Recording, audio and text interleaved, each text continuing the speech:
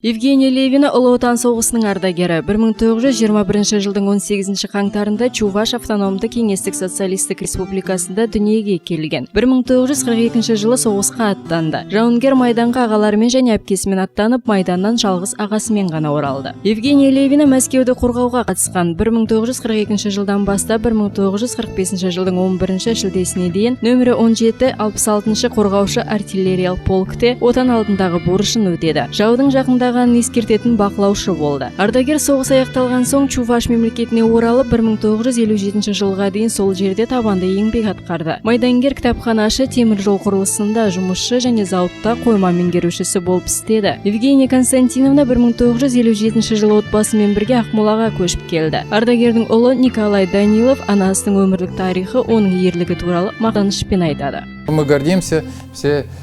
Біз оның ерлігін, батырлығын мақтан етеміз. Анамыздың абыройлы перзенттері болуға әрдайым талпынамыз. Ұлы Отан соғысының ардагері Евгения Левина Мәскеуді қорғағаны үшін, Германияны жеңгені үшін екінші дәрежелі Отан соғысы орденімен марапатталды. Ардагер өз кезегінде барлық қазақстандықтарға шын жүректен ынтымақ пен бірлікті тіледі.